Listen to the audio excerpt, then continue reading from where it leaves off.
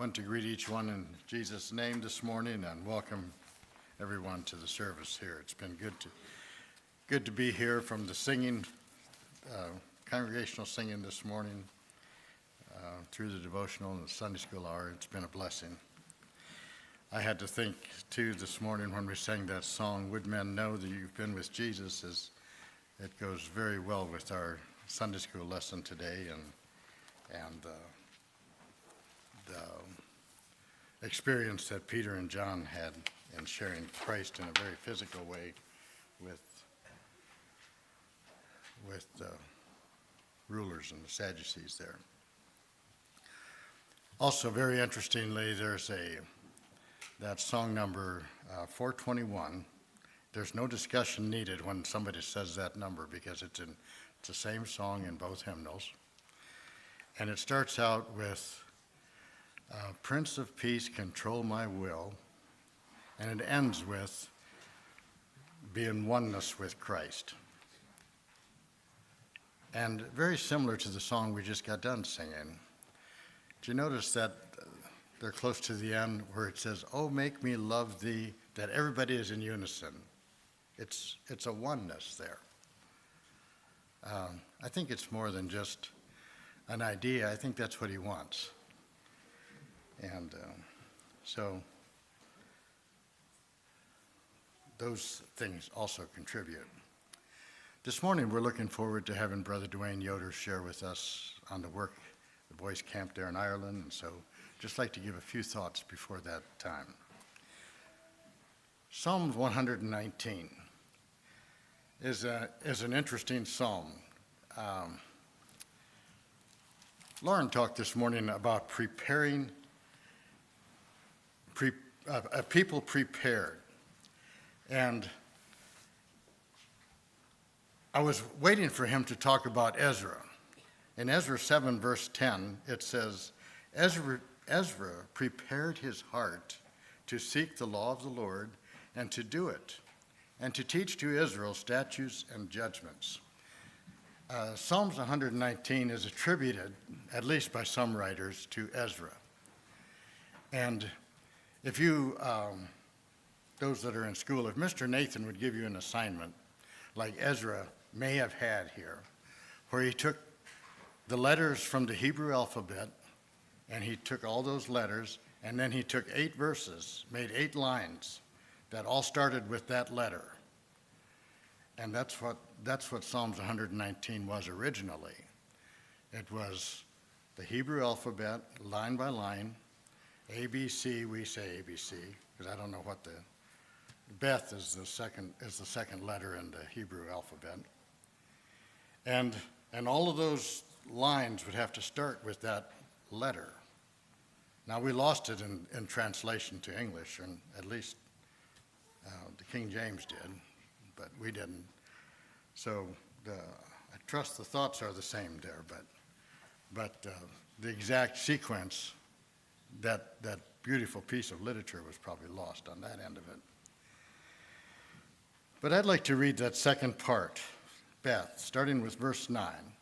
That entire chapter is cut into 8 verse segments, and we'd like to do the second letter. "Wherewithal shall a young man cleanse his way? By taking heed thereto according to thy word. With my whole heart have I sought thee. O let me not wander from thy commandments. Thy word have I hid in my heart, that I might not sin against thee.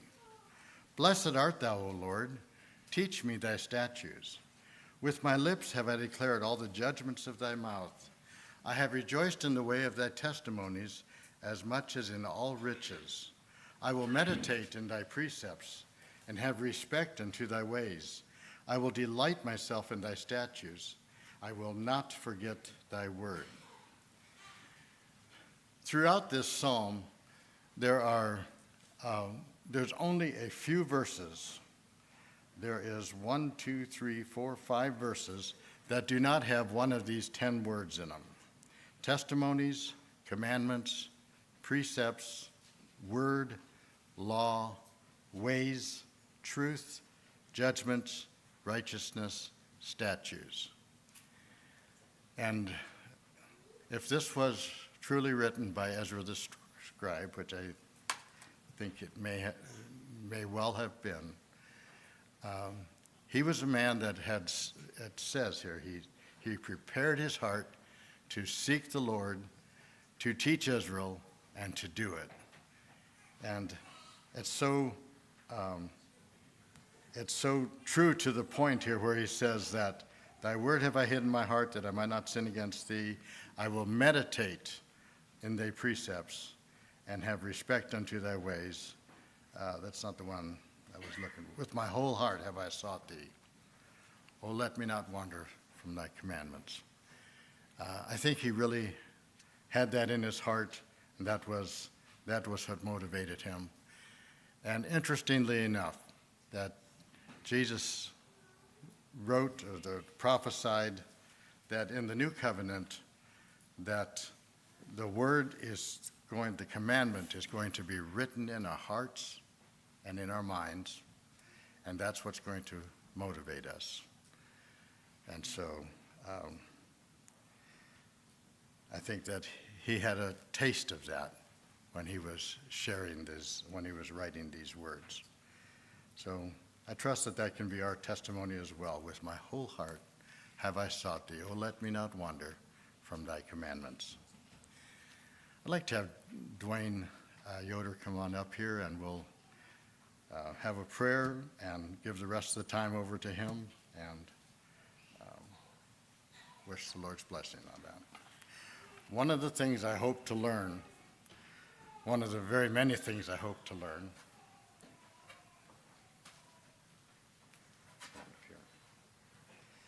is I hope how to be able to pronounce this camp's name.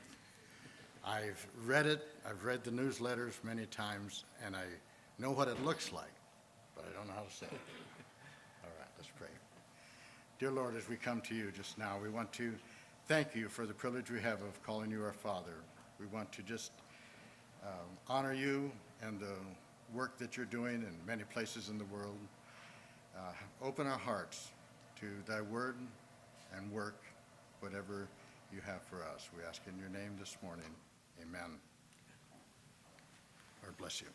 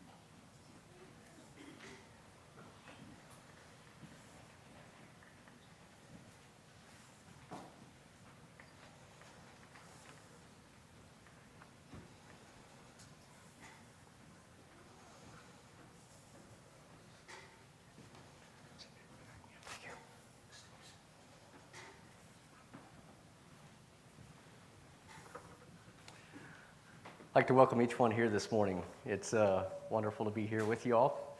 I'm thankful for this opportunity to come and share with you all about the work in Ireland that we are a part of.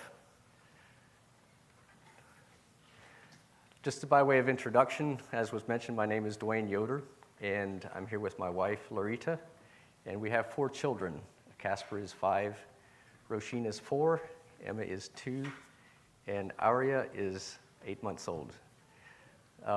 Unfortunately, Roisin is sick this morning, so she's not able to be here this morning, but at the same time, we are very thankful for the opportunity to be here.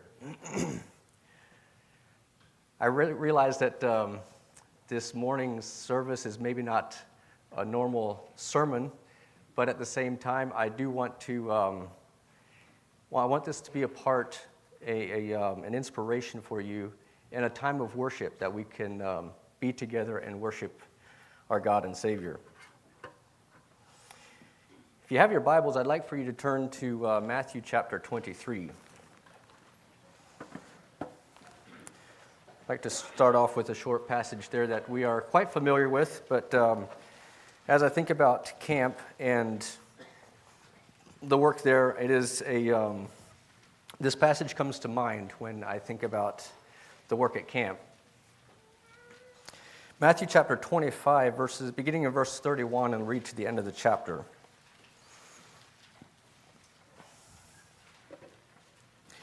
When the Son of Man comes in his glory, and all the holy angels with him, then he will sit on the throne of his glory.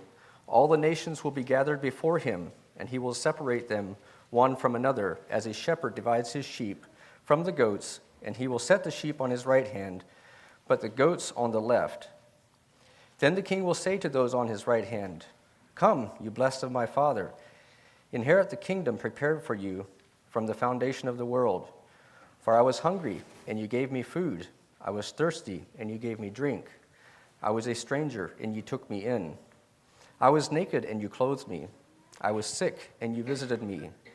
I was in prison, and you came to me." Then the righteous will answer him, saying, "Lord, when did we see you hungry and feed you, or thirsty and give you drink? When did we see you a stranger and take you in, or naked and clothe you? Or when did we see you sick or in prison and come to you?" And the king will answer and say to them, "Assuredly I say to you, inasmuch as you did it to one of the least of these my brethren, you did it to me." Then he will also say to those on the left hand, "Depart from me, you cursed, into the everlasting fire prepared for the devil and his angels. For I was hungry, and you gave me no food. I was thirsty, and you gave me no drink. I was a stranger, and you did not take me in. Naked, and you did not clothe me. Sick and in prison, and you did not visit me." Then they also will answer him, saying, "Lord, when did we see you hungry or thirsty, or a stranger, or naked, or sick, or in prison, and did not minister to you?"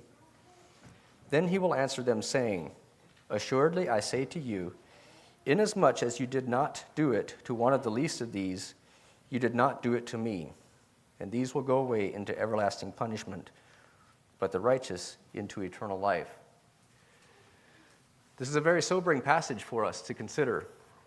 And as we think about this command for us to be a witness for Christ wherever we are, this is very sobering for us. Are we doing the things that Jesus asked us to here? And as we think about our vision and our mission at camp, this passage is exactly what we want to do. Our primary goal is to reach each student holistically, and that includes the intellectual aspect of it, as well as the physical side of things, the health and the well-being of the student, and also the spiritual side of him, coming to the soul and the spirit, and then also the emotional aspect, his behaviors and his relationships. And we want to do that in the way that, through showing the love of Christ to these boys. Comeragh Wilderness Camp is something that I have been a part of for a period of time, quite a period of time. I worked there for 4 years before I was married, from 2012 to 2016. And then there was a period of time where I was not directly involved with the camp, but after my wife and I were married, we moved back to Ireland, to Dunmore East, where the church is at there, and after some time there, I was put on the advisory board for the camp there. So that's my involvement with camp at the moment. Ireland is predominantly Catholic in society, so it is a Christian nation. But when we think about Christianity and Catholicism, it's very much the same as it is oftentimes when we look at Christian societies as we think of it, and that oftentimes a small portion of those would be actually believers and would follow what it really means to follow Christ, would do what it really means to follow Christ. So our goal is to share with the people there what it means to do the teachings of Christ and to live those out.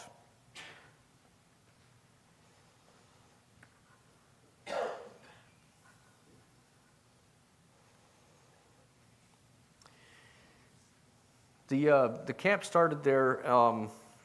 Well, originally, let me back up just a little bit. The mission in Ireland started back in the early 1990s through the vision of, I think it was William McGrath, who had the original vision there for the mission there. Some of his ancestry would have been from there, and so he actually moved over to Ireland and helped to start the mission there. And then in the mid-90s, Mission Interest Committee would have taken over the oversight of the work at the church there in the mission. Through that work with the church there and the school, there was a lot of some inquiries were coming in from local families who were having trouble with their children in school in the national school setting, and so they would come to the church school and ask if there was a possibility for sending their children to the private school there. And there was some situations where that was possible, but there was some situations where it just did not fit the school at the time.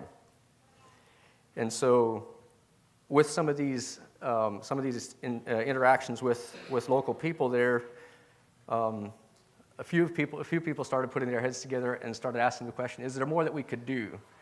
And so that was kind of the beginning for the vision for Comeragh Wilderness Camp. And as it states here, the camp actually began in 2008 doing short-term programs or day outings for youth and young people, schools in the area of Waterford there.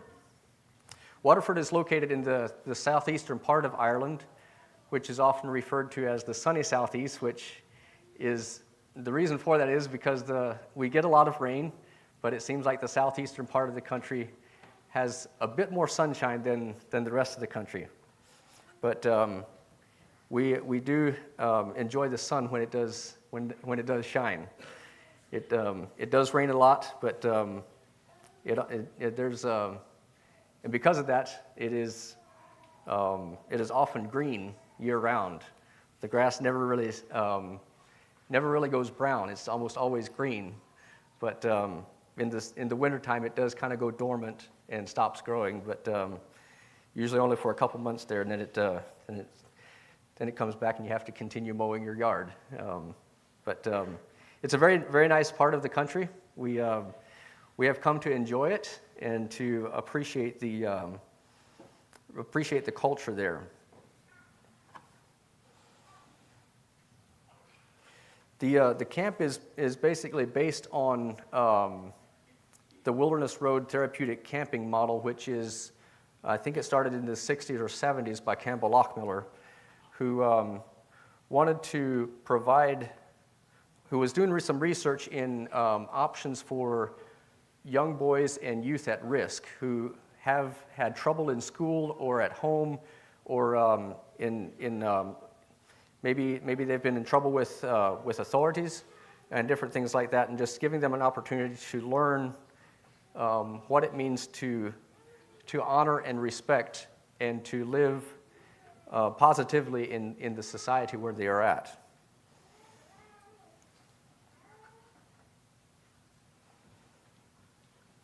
And because of some of the things that were happening there in Ireland with the school and things like that, it seemed like there was the possibilities for a camp in Ireland. It seemed like with this model, that it would be a very good fit for the culture and the society there.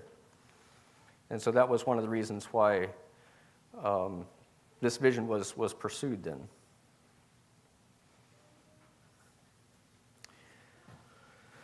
We are located right next to the Comeragh Mountains. I think the original the original land that we purchased there was about 17 acres, but we had access to the forestry land around the few acres that we purchased there, and had permission to use the forestry for our campsite and the different activities that we do in the camp there. More recently now, we've been able to purchase an additional, I think it was 29 or 30 acres, and which brings us up to our current 46 acres of operation. And I know that you might think that 46 acres is kind of a small piece of property to do something like this on, but we do have access to the lands up on the mountains behind us, so there's a lot of space to roam and do things there. But I think it also is a perspective, gives you a little bit of perspective on that things in Ireland, we tend to be able to find ways to do things with smaller amounts of space or property than maybe we tend to look at things here in the States. I'm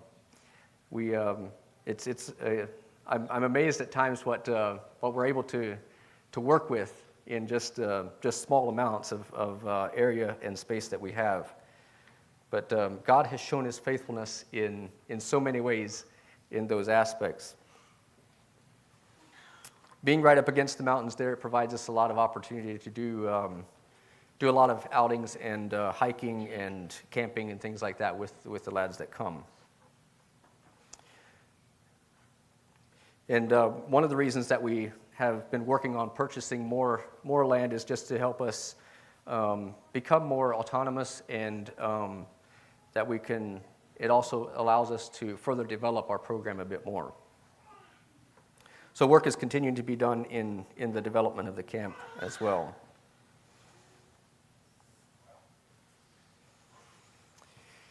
TUSLA is a government organization that we've worked with from the very beginning. They provide oversight, and basically it's the family and childhood services that is under government control, and they would provide us guidance and help us with developing our policies and different things like that. But with the nature of the program, it's a totally new concept in the country of Ireland, and so it's taken some time to really figure out what category do we actually fit in. Are we a residential home for lads, or are we a school? What are we?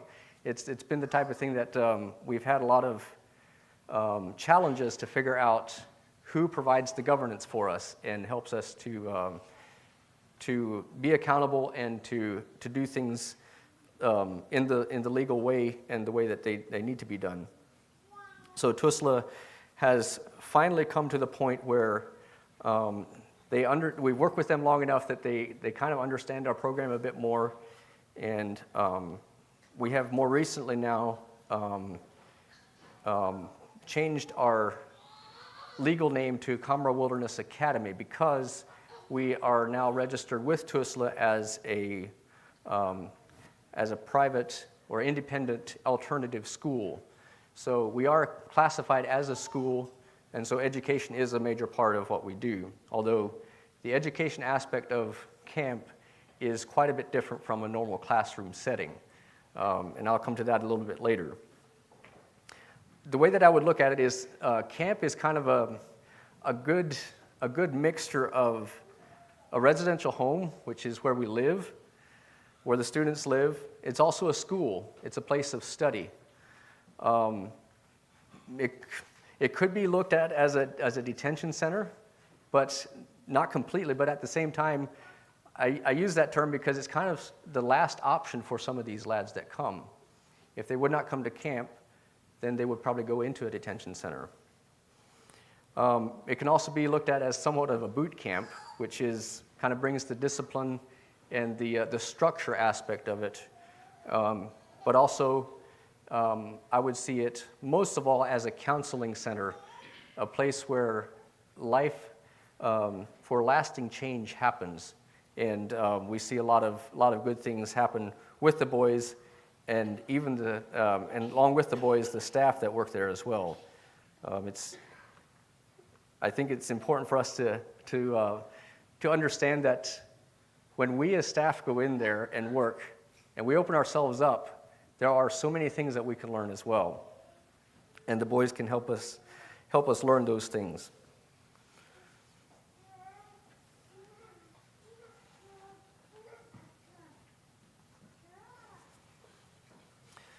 Some of our key demographics that we work with are boys from the ages of from about 10, 11 years old up to about 15 or 16 years old. That's kind of the demographic that we're working with. It seems like that's a fairly good fit for our program at the moment. There are some organizations that would take younger children, but it seems like that early teens time frame is what works the best in our setting there.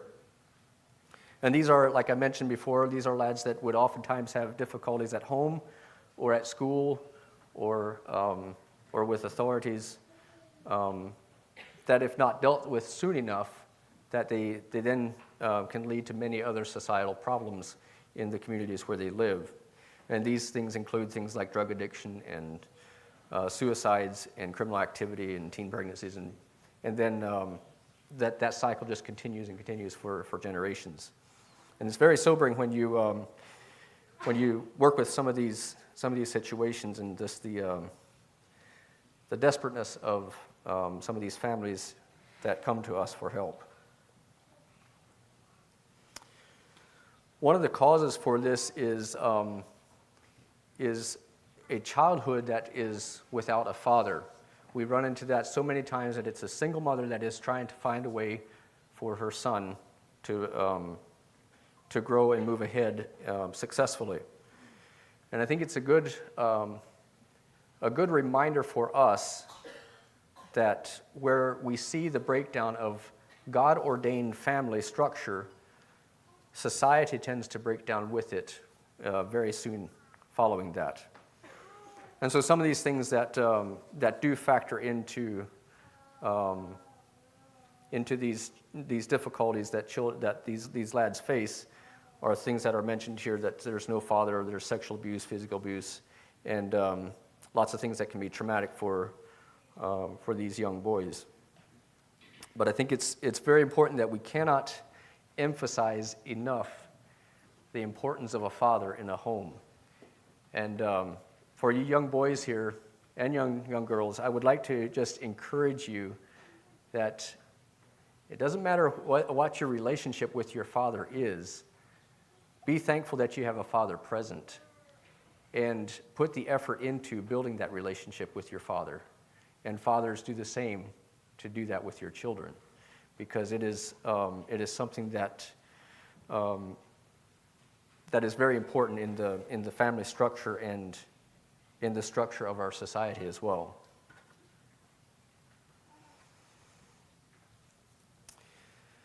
And it's also important to understand that not just anyone can replace a father, but I think there are ways that we can bridge that gap, and that's one of the things that we want to do in the work at the camp, is to kind of help bridge that gap and provide some support for these young lads that are coming along.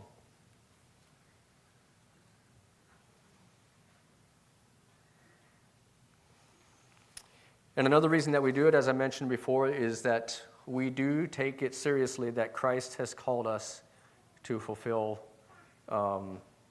being a father to the fatherless and helping those in need.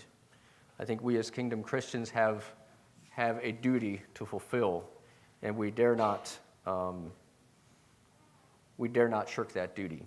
I think that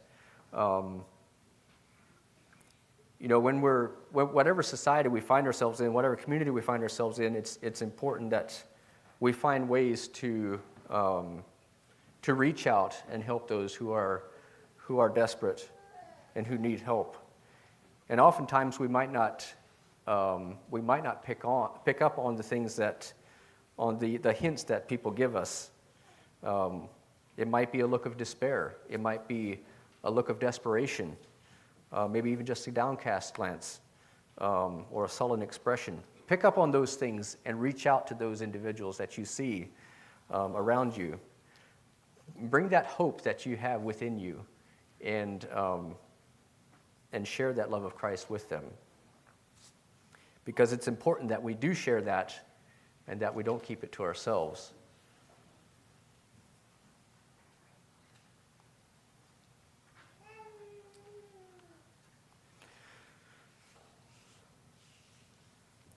So at camp, this is a program that we see that it offers solutions to break that cycle, that generational cycle that tends to become very prevalent in society. As mentioned, the model is based off of the Wilderness Road Therapeutic Camping model, which was introduced by or developed by Campbell Lockmiller. One of the things that has always impressed me with this is that when you look at a lot of people ask how successful is it actually? When the boys leave there, do they not fall back into the things that they had dealt with previously? And one statistic that I heard over the years is that in all the camps that have been operating in the States here, this particular model has up to an 80% success rate for the boys that go through the program. And so I think it's one of the higher success rates in working with youth at risk. So that's one reason why I think it's a good model to use and to put into practice. And like I mentioned, a lot of these individuals can then go back into their societies, to their communities, and contribute positively to their families and to their communities that they go back to.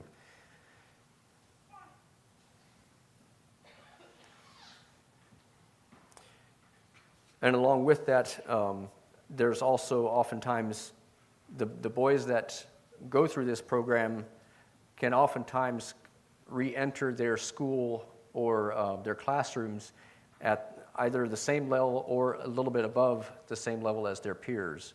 So it's not like pulling them out of school is going to hinder their education. It actually tends to help them, helps to move them along. Here's just a few of the camps that are fairly popular in the States here. There's Bald Eagle in Pennsylvania. And there's Allegheny, which is in Maryland, Ohio, Wilderness Boys Camp in Ohio there. And then Gator, which is in Florida, and Cameron Boys Camp in North Carolina. I'm very excited to hear that there's also been one that has just recently been developed and started here in Missouri, close to Fredericktown, and that is called Ozark Wilderness Boys Camp. Some of you may have heard of that as well, but this is one state that a lot of discussion has gone into the possibilities of starting a camp in the States. And one of the reasons that Missouri was looked at is because Missouri is a little bit more lenient or is a little bit more open to these types of programs and not as stringent on their oversight and their requirements for these programs. And so that is one of the reasons why the camp was started in Missouri here. And also because there was a lot of these camps are on the East Coast, and there was a lot of inquiries coming from the Midwestern area and other areas where it just seemed like it was too far away to bring boys to these other camps. And our goal is to continue to develop camps, not just in the East Coast or on the Midwest, but to get a number of other camps started in other places in the States and around the world. Comeragh Wilderness Camp is the first international camp that works with this program. So it's been a challenge to know how to develop this program to fit a different culture, and that's one of the challenges that we faced in a lot of different ways. But God has been faithful in providing a way forward when it seemed like the doors were closing and there was just not any option to move ahead. It seemed like God always provided a way and will continue to provide a way for this work to continue on. And we're very excited about that when we look at the history of Comeragh Wilderness Camp and consider the future there.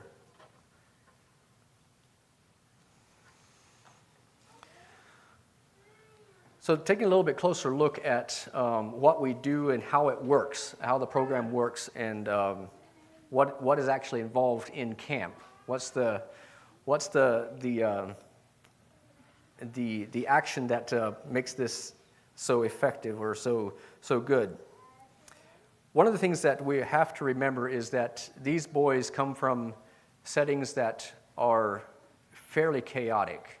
Their home and their school, whatever it is, are often in disarray. And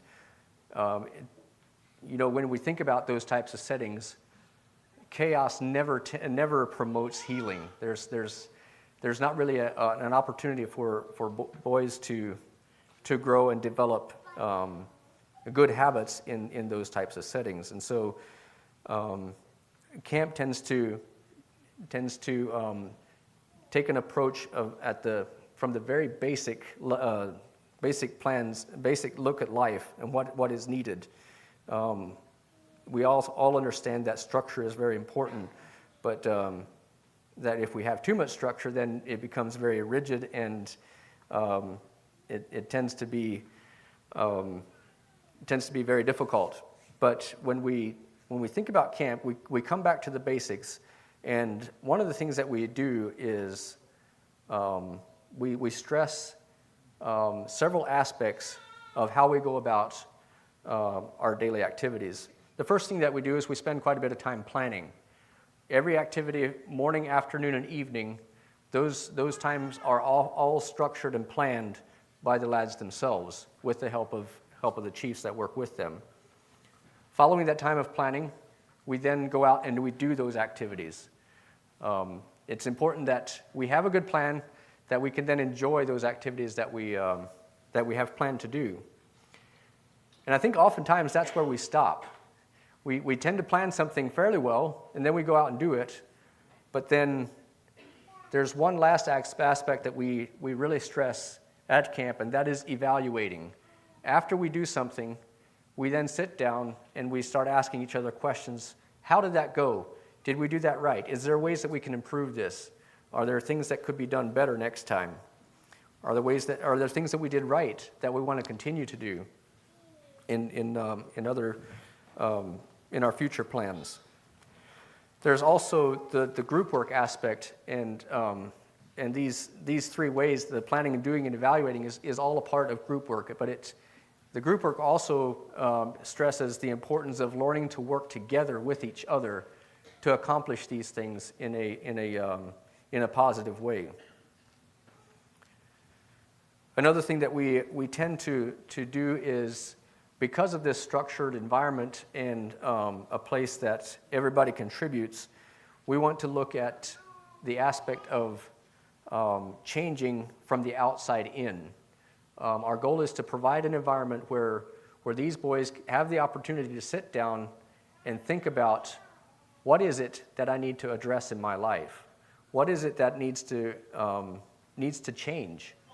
And if we just focus on that change first of all, and don't have an environment that is peaceful and that is contributing to that growth, then it's not conducive to that change. But when we first of all address the environment and provide a place where these boys can relax and can be at peace, then it's more likely that they can take a look inside and think about that internal development that needs to happen and can take place there.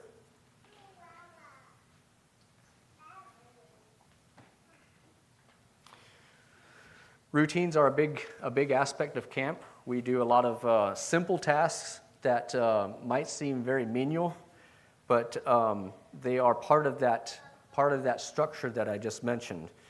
They're part of that basic aspect that we tend to provide for these boys.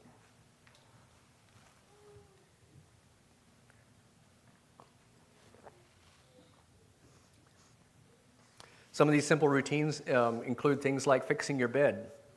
Young boys, you might think that fixing your bed in the morning is not that important, but at camp, it is very important. You don't leave your tent until your bed is fixed.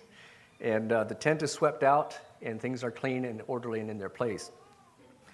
There's also the aspect of raking the trails in campsite in the morning. This is all part of the daily chores that the lads help with. Along with when it's mealtime, there's someone that's designated to go in to the dining hall and set the table and prepare the place for your group to come in and enjoy the meal. It's simply learning to serve each other is what we want to help these boys learn, and just respecting one another and growing in those ways.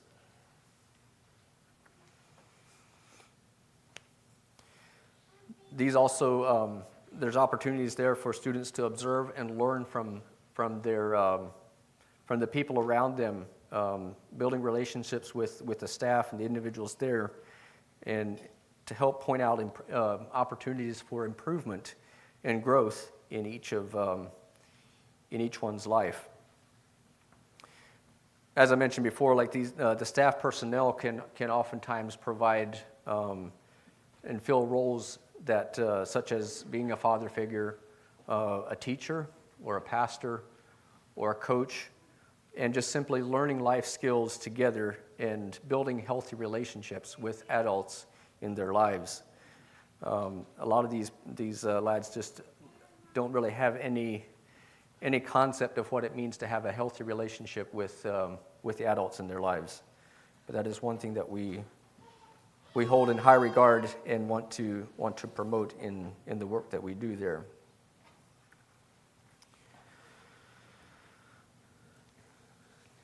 As I mentioned, we're very, very basic in our approach, and so it's a place where there's no computers, no cell phones, no electronics to distract us from what we're actually there to do.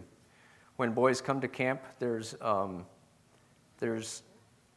we sit down with them, and each boy has to decide that they personally want to come to camp. It's not something that's forced upon them. They have to make that decision to come. And so when things get difficult, we can go back to that and say, look, we decided here, you decided that this is something that you want to do, and let's work through this, and let's move ahead. It's not always going to be this difficult. Let's solve these problems and move ahead. We also realize that there are consequences for the things that we do. We often tend to think of consequences as being something negative, but we also learn that there are positive consequences that come from doing things right and well. And one of the key things that we do at camp is, and focus on as much as anything, is simply solving problems that arise.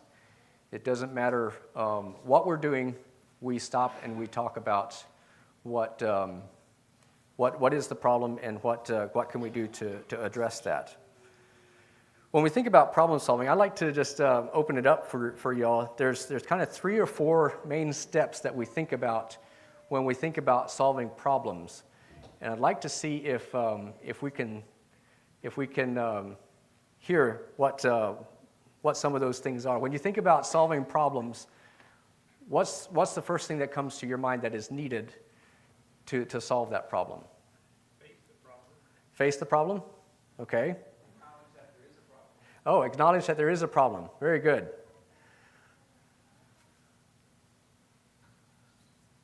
that I could be wrong. Okay. There's a possibility that I could be wrong. Those are all good points. Coming up with options. Okay. We come up with options. Great. We're working on finding a solution there.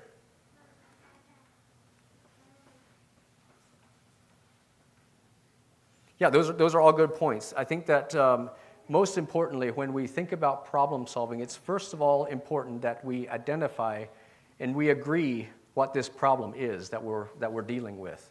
When you're working with a group of people and one person says, well, this is the problem, and another person says, well, this is the problem, then when you actually go to talk about it, there's a lot of difficulty in actually finding a resolution because not everyone is agreed on what that problem is.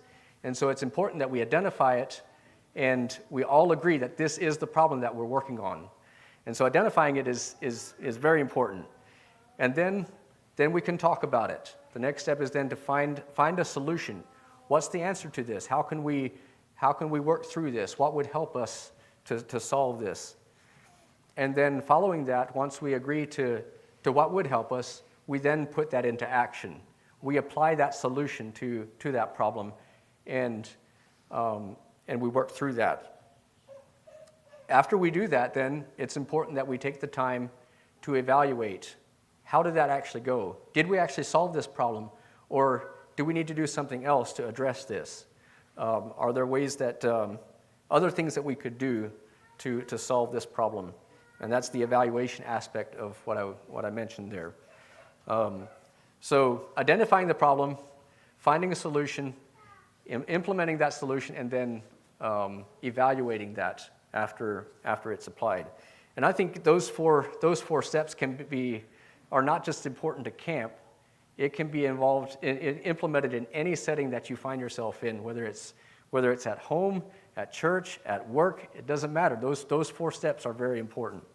And so I'd like to leave that with you all this morning. Think about when you find yourself with problems, put those 4 steps in place, and problem solving will become something that is actually enjoyable.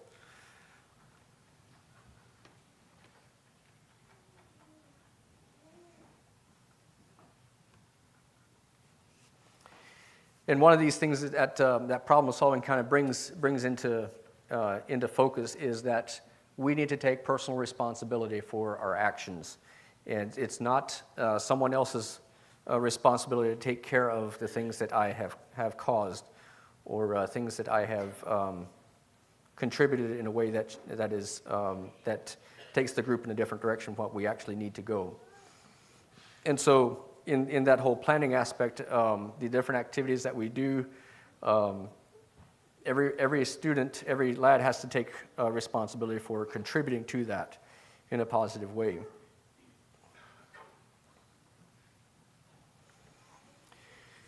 And it provides hope and provides a possibility for these boys to change.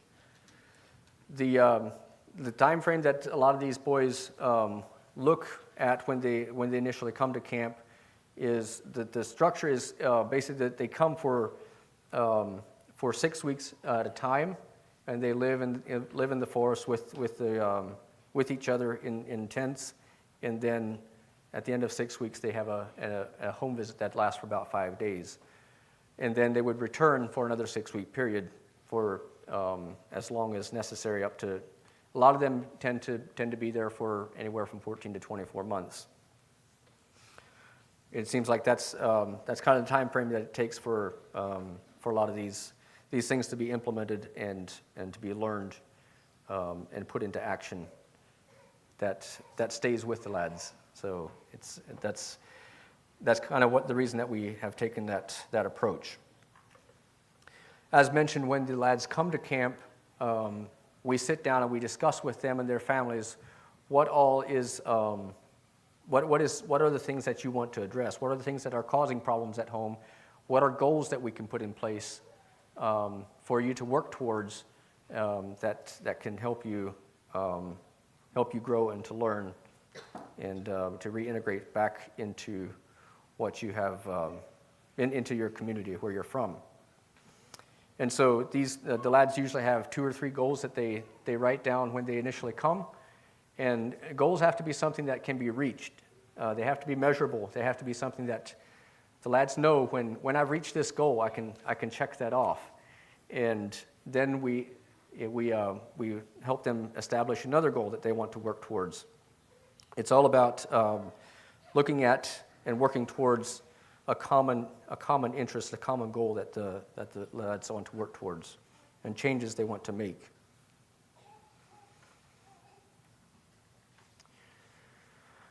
As was mentioned, our education tends to be somewhat different from a normal classroom setting, but it is, I would say at the same time, it is something that is very impactful for the lads that come. Education is accomplished in many different ways, and there's a lot of opportunities for the lads to gain knowledge in the daily activities that happen. One of the things that, one of the ways that this is done is through meal planning.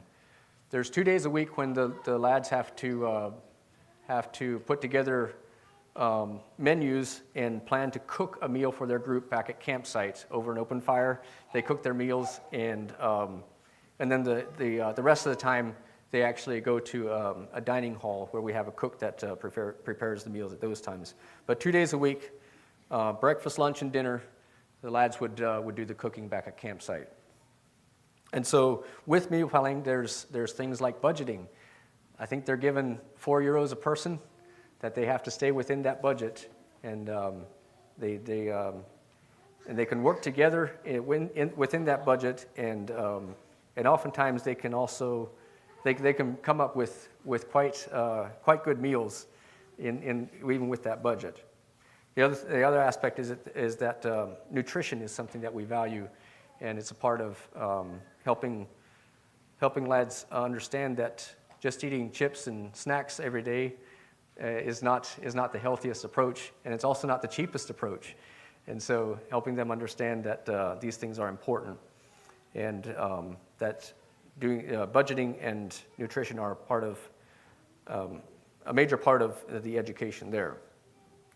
There's also writing. As I mentioned, we sit down and we plan out each day with activities that we do. There's our weekly plans that we write, and every lad has to write his copy of those plans. And with those plans, then we also, when we do those activities, whether we're going on trips or whatever it is, the lads come back and then we write articles about what happened, what we did, and so there's a lot of writing involved. There's also trip reports and different things like that, and then all these things would be kind of consolidated into a newspaper that they would get at the end of the session, and can take home with them and share with their family about what they've been doing the past 6 weeks.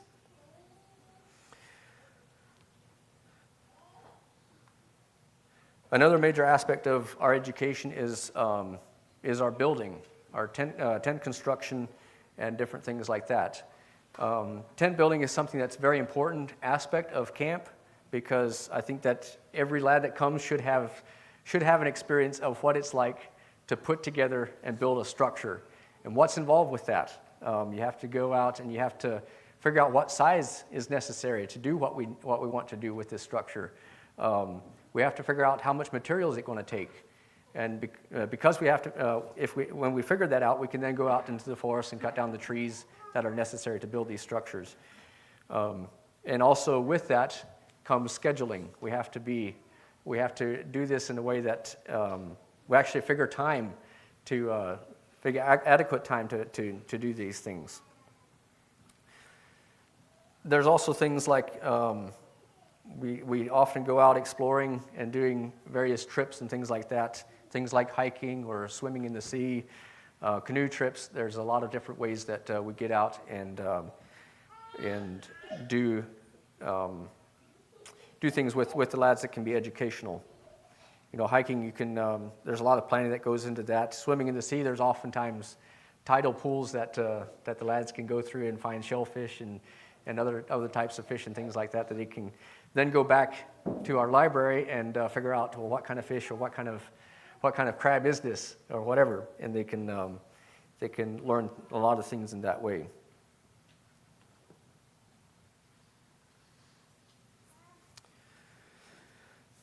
This is our meeting tent where we initially bring the families to, and we sit down with them and the lads and help them to. Oftentimes there's, before a lad comes to camp, there's a pre-placement process that they would come to visit camp for a few hours, and they would get to meet the other boys there and see if this is actually something that they want to do. Is this an option? Just a little bit on the, coming back to the tent construction, this is kind of a general aspect of how our structures are built there. They're very simple, but very practical in the way that in the structures that they live in.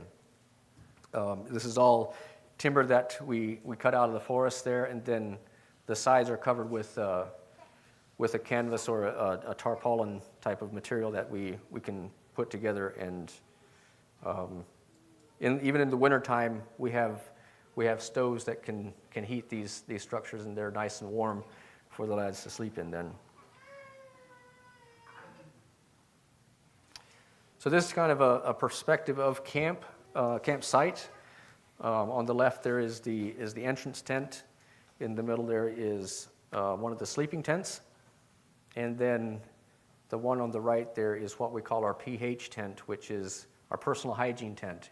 Even if you're out in the forest, you don't have to throw away the aspect of brushing your teeth and keeping yourself clean and things like that. That's very important an important aspect of camp is we want to be clean even though we might be living in the forest and living very simply.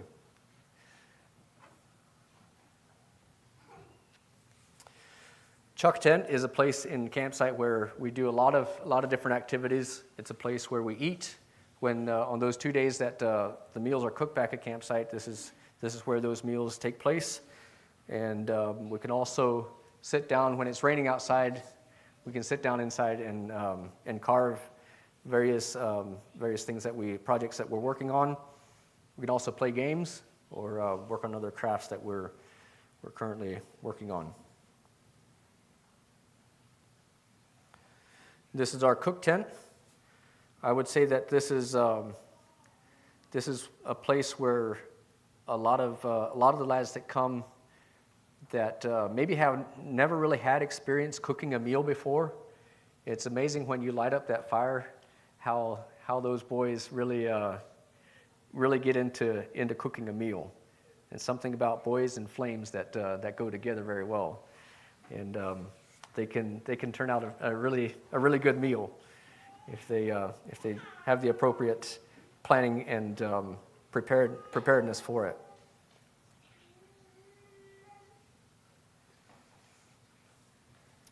And this is our sleep tents. A lot of our sleep tents would have 3 or 4 lads in them, and we, as I mentioned, there's stoves in these tents that provide warmth when necessary, and there's also each lad gets a foot locker where they can put their clothes, and they also get a small box to put their personal belongings in. But as mentioned, it's very basic, but it's serviceable for our setting there, and I think it's. I've heard different lads say, "Well, I could easily do with just this at home. I don't need a closet. I don't need all these extra fancies that we have. This is very basic, and they really enjoy it." And as mentioned there, we also take siestas, which is in the afternoon after our meal, lunch. We take some time to take a bit of a rest for 30 minutes and prepare for afternoon activities. Woodyard is also a major part of campsite. There's a lot of things that happen in woodyard, from chopping wood to making kindling and skinning logs in preparation for building tents and different things like that. There's a lot of activities that happen in woodyard, and I think that the lads learn fairly quickly that if we don't chop wood, we're probably not going to stay warm, and it's important to plan ahead and make sure we have plenty of wood stored up for the winter. Then there's our crafts tent as well. This is a place where we have set up to where the lads can go and enjoy a space outside of campsite to work on crafts. And we have some various tools that we don't necessarily have at campsite. We have them here at crafts tent where the lads can go to work on things there. And this is our dining hall. This is kind of located in the central part of our facility where the lads would come to, and we have a cook there that prepares the meals for us. And the lads can enjoy the time there. And it's also, we have our library inside the dining hall there at the moment, and so it's a place where they can come and study and get information in various ways like that. This is just a picture of the inside of the dining hall there. At the end of every session, we have kind of a ceremony, a meal where all the lads and staff are together, and kind of a send off to go to home visit, and so that's where this would be. That's where that would take place as well. This is our shower house that was built, I think it's been about 3 or 4 years ago now, that's been completed.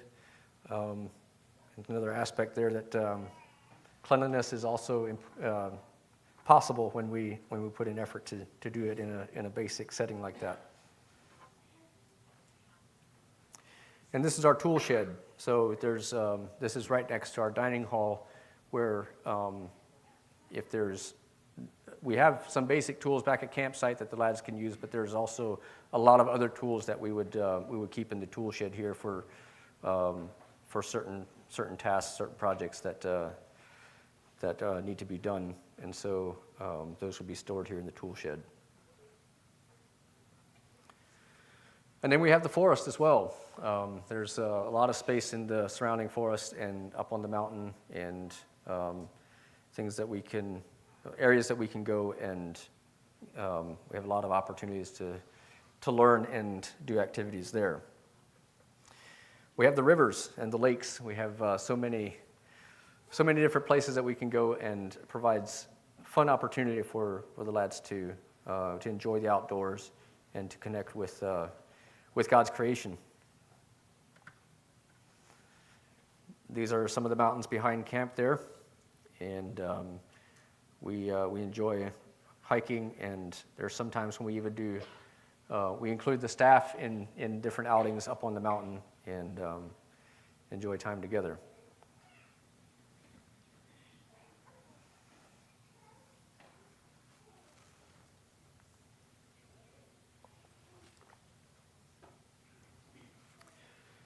I'll take just a little bit of time here to go through some of the staff who are there currently. And Quentin Weaver is the principal, the administrator there, and also he does a lot of the family work. And he's been there for, I think it's been about 8 years now that he's been involved there in various roles. Quentin was also there when I was working there at camp previously. Carlson is the deputy principal there, and he works a lot with developing our policies and different things like that that are very important with the government agencies and our oversight. So Carlson does a very good job with that. Caleb Kennel is our supervisor. He's been there for about 1.5 years now, I think, or close to a year maybe. Austin Koblenz serves as a chief, and his co-chief is Wilson Schwarzentrooper. Well, I might just mention Austin Koblenz is one who is, he will be graduating here at the end of this month and actually be coming back to the States, back home, and so he will be terminating there at the end of the month. Brian Kaufman here will be taking his place, and he just recently arrived at the beginning of the year here. And so very encouraged by his presence there. Ray Sensenig works as part-time as a supervisor, but also he provides does a lot of the maintenance work on vehicles and other things that need to be fixed there. And then Sammy is he's a fellow from Romania who moved into the area there, and he does our groundskeeping and other maintenance tasks that need to be done there. Miss Janita, who's our head cook there, she turns out a lot of good and nutritious meals that the lads enjoy. Then Amber serves as assistant cook and assistant secretary as well, and Jill fills in as full-time secretary. And that is the extent of our staff personnel at the moment. Comeragh Stores there is something that started kind of as a project that we took on when the local shop in the village there was an older couple that was running the shop, and they were planning to retire, and there was not really anyone to take on the shop. But it was such an integral part of the community there that we hated to see it go away, and so we talked about it and decided that why don't we just plan to take that on as an effort to provide this service to our community, and also through that the shop, the income that comes through that, there's regular donations that are made to the workings of camp. So this is part of our funding that happens locally there. The shop there has they have a bakery in the back where they produce a lot of baked goods and sell a lot of ice cream, and it's been a very positive part of camp, because camp in general kind of with us being tucked away up against the mountain there, it seems like there's not a lot of involvement, particularly with local people. There is some, but the shop here provides a face for Comeragh Wilderness Academy. It's a face for the community people to connect with us, and to that we can interact with them, and it's just been a very positive thing. John and Karen have been serving as shop managers there for quite a number of years now. I think it's coming up on 11 or 12 years, and they plan to finish up their time there, and then Enos and Joanne will be taking over the management there.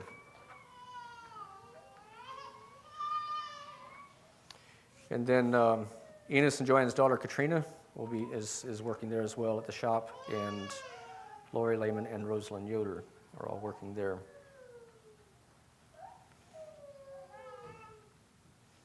And these are 3 other ladies that are working at the shop there.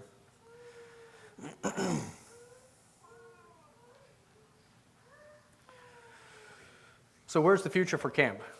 As I mentioned, we are constantly working on furthering and becoming more established, and developing the program and the grounds there in different aspects like that. And so with that, there's constant changes. It seems like when there's growth in a program, there's things need to develop to accommodate that growth. And so one of the things that we have in our workings at the moment are to build a new office facility. Currently, we are working out of, I think it's about a 20 by 20 portable building. This was moved in at when we initially started camp there, and it has served the purpose well, but it seems like we're kind of busting at the seams a little bit and need a bit more space to accommodate the additional work that is needed to be done there. And the other thing is that where the office building currently sits is just a small corner lot where the office building is, along with there's a trailer house there, double wide there, where the supervisors live, and then there are also a few other buildings. But as I mentioned, that's a rented lot, and so there's not really any other further development that we can do there without. And so plans are to move the office facility just across the road onto actual land that we own. And so we are in the workings of building that, or making plans to build that here in the next year or two.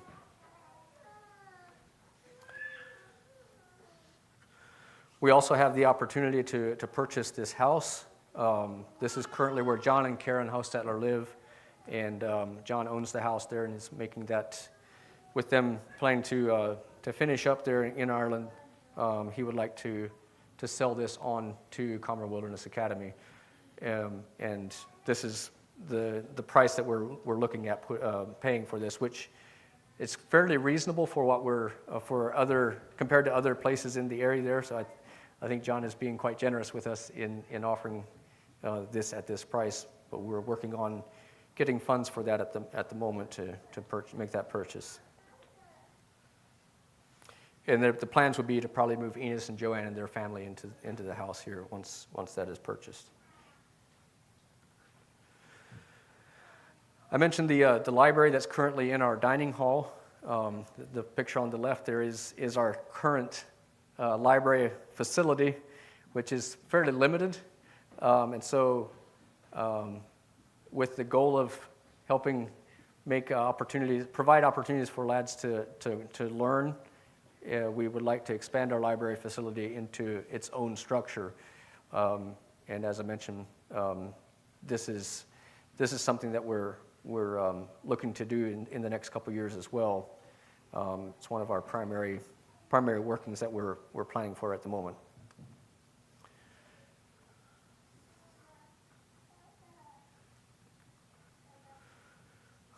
Along with the development is, as more and more lads come, there's also a need for starting a second group, and with that comes the need for another campsite. And so there's some things that need to be purchased in order to build those tents and different things like that.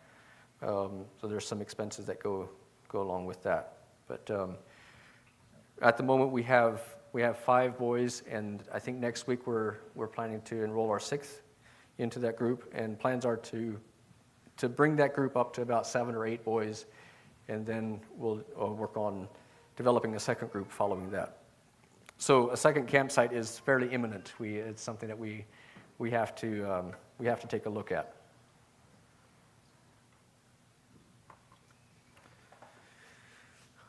Another thing that we've been in discussion with about quite a bit here is providing a place or an opportunity for that provides funding for us on a more consistent level.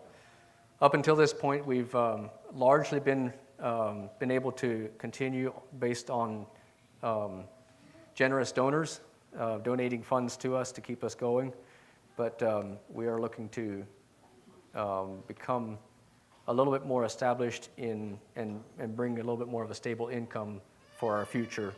And so one of the ways that we're thinking to do that is to put in a thrift store here somewhere in the States.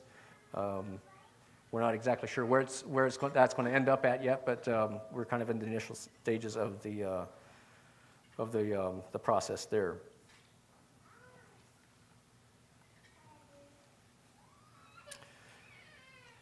Some of the current needs that we face, obviously we covet your prayers.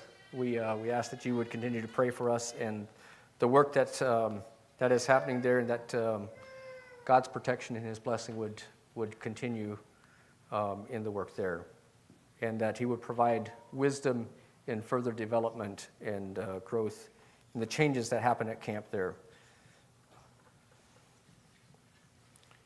There's also some upcoming spaces that could be filled by personnel who are looking for opportunities.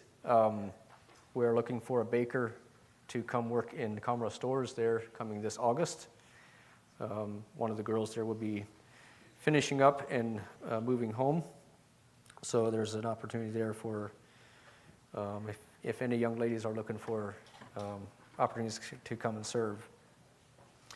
There's also opportunities for work groups to come. If someone wants to get together a group to come and help us build or work on various things, various projects there at camp, we are always excited to have groups come and help us with those things. There's also some short-term opportunities, things like in the Christmas time, there's usually quite a bit more baking that needs to happen. There's some specialty products that we produce in the bakery over the Christmas season, and so there's opportunities for some things like that. There's also the opportunity to donate to the various needs that I mentioned, the house that we are looking to purchase. There's also the library and the new office that we're looking to build. And as I mentioned, there's up until this point, we've been able to survive off of the generosity of others, and we are very, very thankful for that. There's been people who have been very supportive of the work there.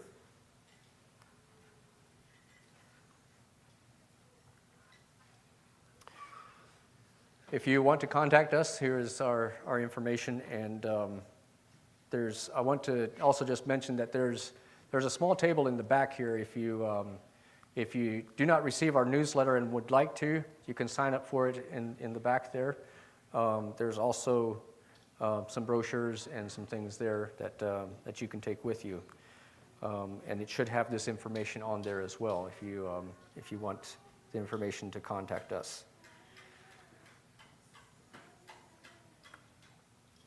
And I once again want to thank you all for this opportunity that you've granted for me to come here and share in the work that we are doing at Comeragh Wilderness Academy. I'm very passionate about the work there and have enjoyed my work there, and I'd encourage anyone that has even the slightest interest of doing something like this to consider it seriously, because it's something that can be very life-changing and can be something that can have a drastic impact on your life that is very positive. At this time, I'll open up for any questions that you might have, if you have anything you'd like to ask. Yes? Wondering about the language barrier. What is that the problem with folks coming to serve there? Okay. So the main language that is spoken there in Ireland is English as well. Now, the main barrier is the accent. The Irish people tend to talk with a bit of a strong accent, but after a period of time there, you kind of get used to that as well. There is also an Irish Gaelic language that is there's some people that speak it, but it's mainly a written language. You'll see it on the road signs and different things like that. It's taught in the schools, but it's not necessarily something that's required for to do anything there. But it's a common language there as well. Yes. Just curious, do you incorporate Bible studies or anything into any of your schedule? Great question.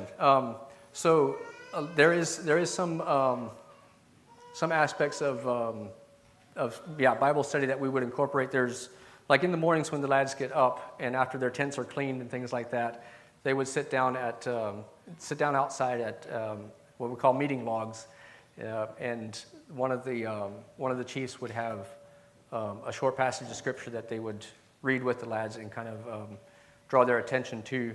And then also Sundays there's a chapel service every Sunday morning, and then I think every Wednesday evening, or every other Wednesday evening, they have what they call a Vesper service, and that's usually hosted at someone else's house, that there would be some kind of a scriptural teaching for the lads to be involved with. Yeah. Yes? What does conflict resolution look like? I think that the way that I would answer that question is that when you face, especially when the boys here face things that they have to learn to work together, and when they're able to follow through with those steps that I mentioned in problem solving, and actually follow through with each one of those steps, to see what comes out of the other side of that, you see a change in the way that boys approach problems. They don't see it as something that is a barrier that divides us. It's an opportunity to grow together and help each other solve and reach resolutions in the things that we face. So conflict resolution, I would say, is that problem-solving aspect of it, and actually doing that in a way that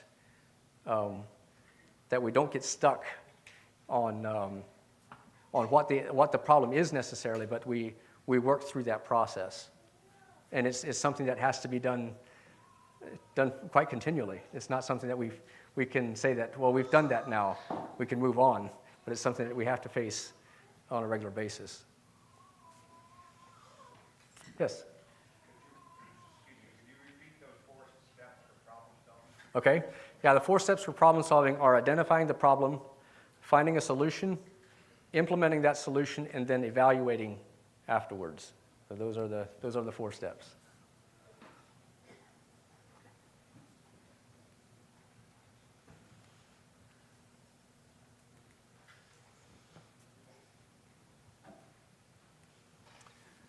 All right. Well, I don't want to prolong this any longer. If you have any questions afterwards, feel free to come and talk with me.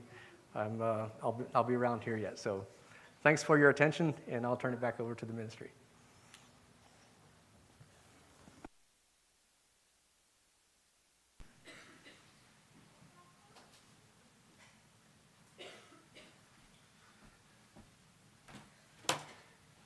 Well, thanks for sharing that, Duane. That was informative and good for us.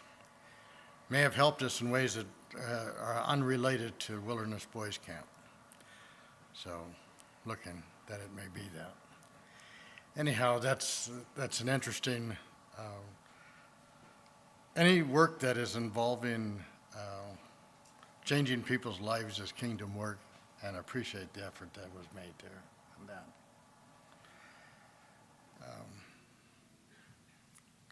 So, just want to wish you the Lord's blessing on that. Somebody else have something you'd like to share or comment on?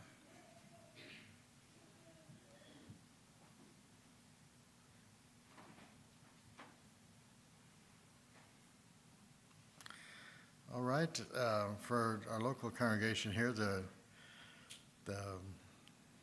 this is the third Sunday, so it's no service planned this evening, and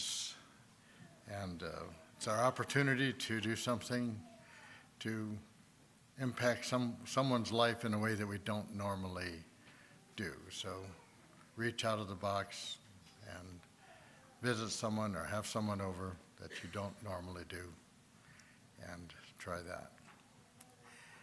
We plan to have a men's meeting here Wednesday night. And is there anything else that needs to be mentioned this morning?